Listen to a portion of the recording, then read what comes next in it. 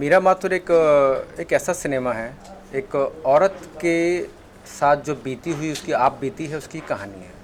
एक शादीशुदा लाइफ में कितनी सारी प्रॉब्लम्स होती हैं और हर औरत को एक सम्मान की ज़रूरत होती है। तो उस सम्मान को पाने के लिए उस औरत की एक लड़ाई है और जिसको वो बखूबी जीतती है। उस लड़ाई में वो अपने पति के साथ में उसका लड़ना और बहुत सारी प्रॉब्लम्स फैमिली को लेके, समाज को लेके, और जो एक औरत की जिम्मेदारियां जो होती हैं वो बखूबी कैसे निभा के जाती है। लेकिन सब कुछ होने के बावजूद भी औरत को वो सम्मान नहीं मिल पाता है। तो वो औरत बस वो एक अपने सम्मान को पाने के लिए ही एक मीरा माथुर की कहानी है, जिसे आप 12 तारीख को, जैसा उन्होंने मैडम ने बताया कि 12 तारीख को आप लोग फिल्म देखने वाले हो। और उम्मीद करता हूँ कि सब लोगों को फिल्म बहुत पसंद आएगी। बहुत छोटी कोशिश की है, लेकिन उस्मान सर, रोहित और मोहम्मद मुनव्वर खान साहब, इन सब के सहयोग से फ़िल्म बहुत अच्छी बनाने की कोशिश की है। इन लोगों ने मेरा बहुत साथ दिया। बहुत सारी प्रॉब्लम्स की वजह से फ़िल्म बहुत टाइम के बाद हम लोग बहुत मेहनत करके बाहर तक लेकर आए उस्मान जी की बदौलत से। और आज फ़िल्म आपके सामने है और 12 तारीख को लोगों की नज़रों के सामने खड़ी होगी फ़िल्म। सबका प्यार मोहब्बत के साथ फ़िल्म को देखें और सक्सेस कराने की कोशिश करें। Thank you so much. Sir, आप बताइए कि स्टारकास्ट कैसे फाइनलाइज की गई है और क्या रिसर्च करनी पड़ी आप लोगों को इस कहानी के लिए? मेरे लिए पहले तो मैं यही बता दूं कि एक औरत ही औरत का दर्द जान सकती है, कभी मर्द नहीं जान सकता। उसका सबसे बड़ा दर्द होता है उसका औरत होना। जब हम इस पे रिसर्च कर रहे थे कि मीरा माथुर एक ऐसी लड़की है जिसमें वो अपने आप को ही ढूंढती है कि क्या मैं वास्तव में एक कंप्लीट वूमेन हूँ। अगर मैं कंप्लीट हूँ तो एक मेरा हस्बैंड मुझसे पूरी तरह से खुश क्यों नहीं है, और मैं ऐसा क्या करूं कि वो खुश रहे। तो वो लड़की वही महसूस कर सकती है जिसकी लाइफ में ये सब चीज़ें बीती हों। खुशी राजपूत की फैमिली से कुछ ऐसा रहा। जब हमने स्टार कास्टिंग की तो उनसे बात किया तो कहीं ना कहीं उनकी बैक लाइफ में एक दर्द था। वो दर्द रहेगा तभी वो समझा पाएगा सामने वाले को कि नहीं, प्रॉब्लम तो है। जिसने दर्द ही नहीं देखा वो कैसे समझा पाएगा। तो मीरा माथुर की जो एक स्टोरी है वो खुद अपनी नहीं है, उसकी इस समाज की स्टोरी है। सर, और जैसे सर ने कहा कि थोड़ा समय लग गया फिल्म को बाहर लाने के लिए, तो एज अ प्रोड्यूसर कितना चैलेंज था लोगों के सामने फिल्म प्रेजेंट करने के लिए? सबसे बड़ा तो कोविड का था। हम लोगों ने इसको बहुत अच्छी तरह से रिलीज़ करने का सब कुछ किया। 20 मार्च को रिलीज़ थी, सारा ऑल इंडिया पब्लिसिटी हो चुकी थी। 14 मार्च को थिएटर लॉक हो गए। उससे बड़ा दर्द तो मैं शायद मीरा माथुर ने भी नहीं सहा जो हमने सहा। सही बात है। वो सहना ऐसा सहना था कि एक औरत से भी ज़्यादा दर्द था एक प्रोड्यूसर को। लेकिन फिल्म को सब लोगों ने सपोर्ट किया। एक मोरल सपोर्ट होता है ना सबका, कि नहीं हम अकेले नहीं घिरे हुए हैं।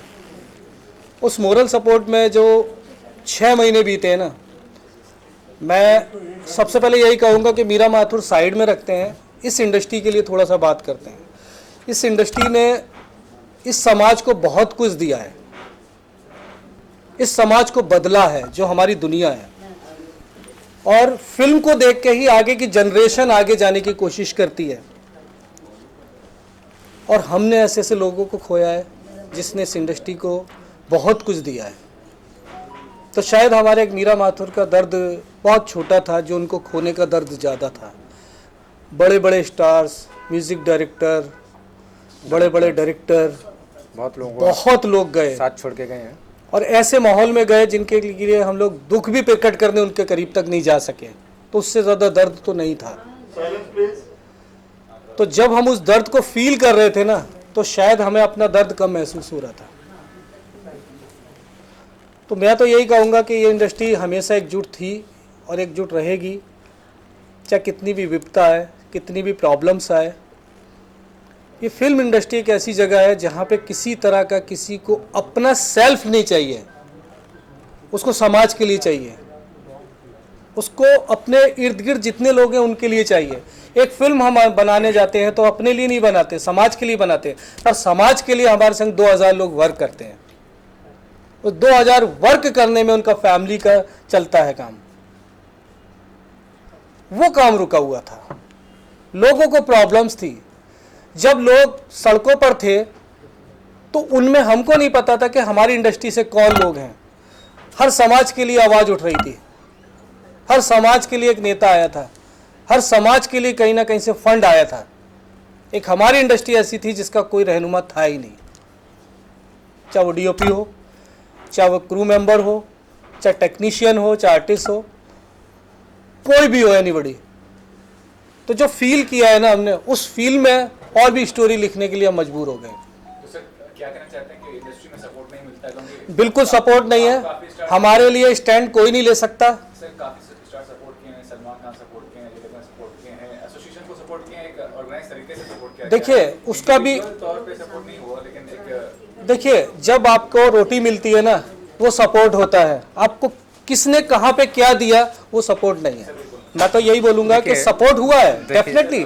देखिए मैं सॉरी आपकी बात कर, हम इस टॉपिक पे ज़्यादा बात ना करें क्योंकि बोलते कि ना एक बहुत बड़ी कहानी है। हम जितना नहीं, मैं उसी टॉपिक पे आ रहा हूँ। तो हम लोग जब जो दर्द को सहा ना, जो देखा है वो ये दर्द छोटा था, तो हमने मीरा माथुर को संजो के रखा। इसको वक्त आने पे हम लोग इसको रिलीज करेंगे। अच्छा वक्त है और ये वक्त अच्छा है। हाँ, अच्छे वक्त में अच्छी फिल्म रिलीज़ हो रही है और उम्मीद करते हैं कि लोगों को ये फिल्म बहुत पसंद आएगी। इसमें स्टार कास्ट हमारी हैं, अलन कपूर हैं, खुशी राजपूत है, अश्विन कपूर है, रमन अग्निहोत्री है, निकिता पुरुषोत्तम झकोड़िया है और भी काफ़ी सारी कास्टिंग है। और सब लोगों ने बहुत अच्छा काम किया है फिल्म में। और फिल्म बनाने के लिए जितनी मेहनत करनी चाहिए थी, हमारे कास्टिंग से लेके, हमारे आर्टिस्ट से लेके, हमारे क्रू से लेके, हमारे प्रोड्यूसर डिपार्टमेंट तक हर किसी ने बेहतर काम किया है। और इस फिल्म में देखो प्रॉब्लम्स हर लाइफ में होती है, अब हम प्रॉब्लम्स को देख के तो हम रुक नहीं सकते। और जो भी आया जो गया वो बीत गया, अब हमें ये देखना है कि हमें कैसे करके हम आगे बढ़ें। और मीरा माथुर है, इसके बाद हमारी एक लखनऊ मेरी जाने को फिल्म और है और एक फिल्म और है हमारी। तो बैक टू बैक काम है। अभी बुरा वक्त 2020 हम सब लोगों के लिए बहुत बुरा गया है, तो ऊपर वाले की दुआ से और हम सब के साथ और मोहब्बत के साथ में हम आने वाले वक्त को अच्छे से गुजारें।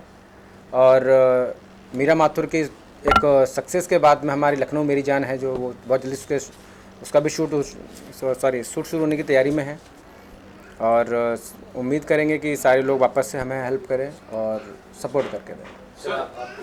सर आपसे जानना चाहते हैं कितनी कसमकस होती है अंदर, जब जो कि हिंदी जो फिल्म होती है एक्टर लीड रोल करता है और हिट होता है, और आपके दिमाग में कितनी कसमकस थी कि आपने एक फीमेल को लीड रोल दिया? देखिए मैं तो एक ही शब्द कहना चाहूँगा, man not complete man, women full complete women. अगर हम उसको समझते हैं तो एक आदमी कभी किसी के जज्बात को नहीं समझ सकता जो औरत समझ सकती है। और आप लेडी को समझने की कोशिश करिए तो शायद आपको पूरी दुनिया का सुख उसी में दिखाई देगा। वो माँ हो सकती है, बहन हो सकती है, बीवी हो सकती है, फ्रेंड हो सकती है। और औरत को समझने के लिए कुछ नहीं चाहिए, सिर्फ दो अच्छे शब्द चाहिए और उसकी मेंटलिटी चाहिए कि वो तो आपसे चाहती क्या है। वही चीज़ सोच के हमने मीरा माथुर को शुरू किया। नहीं सर, मैं आपके जवाब का एकदम सही जवाब मैं देता हूँ। मैं आपका सवाल था कि हमने ये कैरेक्टर को क्यों कास्ट किया। एक कहानी हर एक हमने फीमेल ओरिएंटेड सब्जेक्ट है और कहानी के हिसाब से ही हमें कास्ट करनी पड़ती है। हमारी कहानी पुरुष प्रधान के ऊपर फिल्म नहीं है, हमारी कहानी है एक औरत के ऊपर। तो हमें एक स्ट्रॉन्ग वुमन की ज़रूरत थी, तो हमने बहुत सारी कास्टिंग की थी हम लोगों ने।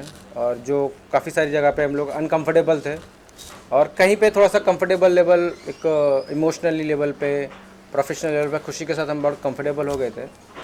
तो खुशी के साथ फिर हम लोग आके लेके बढ़े उसको लेके और बखूबी तरीके से उसने काम किया और रिज़ल्ट आप लोगों के सामने है। आज फिल्म कंप्लीट है और रिलीज़ के 40 पे खड़ी हुई है। सर आप बताइए आप कैसे? मैं तो ये कहूँगा सर कि एक औरत के दर्द को मैंने काफ़ी कोशिश किया कि एक अच्छे तरह से अपने कैमरे में कैप्चर कर सकूं, जिसमें मैं काफ़ी हद तक कामयाब भी रहा हूं। बाकी आप 12 तारीख को देखिए कि कितने हद तक मैंने अच्छे से उसको एक्सपोज करने की कोशिश की कि एक औरत का दर्द क्या होता है। चलिए ये भी जानना चाहूँगा कि जो भी एवरेज फिल्में होती हैं आज के ज़माने में क्या समझते हैं किस तरह का मार्केट है, क्योंकि काफ़ी चीज़ बदला है। एक OTT प्लेटफॉर्म इतना बड़ा कंपटीशन लेके आया, तो उसके आने बताइए जो फिल्म बन रही है एवरेज रेट किया, जो स्टार्स नहीं होते हैं, तो किस तरह से वो मार्केटिंग हो जाती है? प्रॉब्लम तो है भाई, प्रॉब्लम्स यही है कि हमारी इंडस्ट्री में हाई लेवल के बहुत सोर्स हैं, पर एक मिडिल क्लास के लिए अगर फिल्म बना लेना उसके बाद जो जद्दोजहद होती है ना, वो रिलीज़ की होती है। रिलीज़ करने वाला कोई नहीं है। अगर आप कर सकते हैं तो कर लीजिए, नहीं कर सकते हैं तो उसको डब्बा बंद करके छोड़ दीजिए।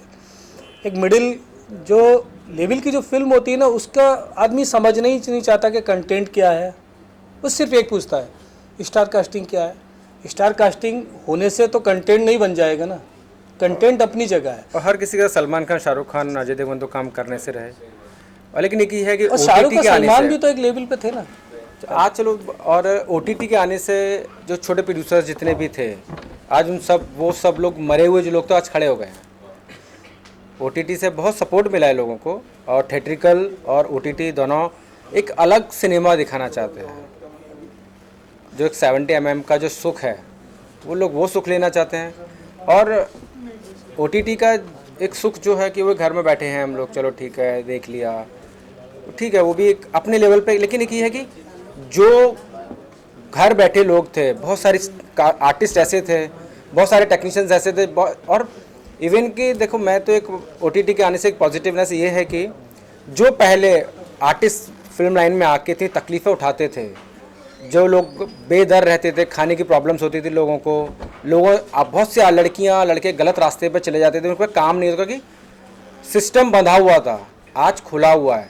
आज OTT के आने से बहुत सारे प्लेटफॉर्म्स खुल गए हैं। तो जो लोग आर्टिस्ट लोग घर बैठे थे, जो टेक्नीशियन घर बैठे थे, आज उनके पास ऑप्शंस बहुत है। हर तरीके का काम है मार्केट में, छोटे से लेकर बड़े से लेकर OTT पे भी जा रहा है और थिएटर पे भी आ रहा है। और देखिए अभी चलो 1 साल हुआ, अभी हमारा 10 महीने 11 महीने हो गए इसको, जो लॉकडाउन की वजह से, जिसके बीच में OTT प्लेटफॉर्म ने मार्केट पकड़ी है। और थिएटर का मज़ा एक अलग है।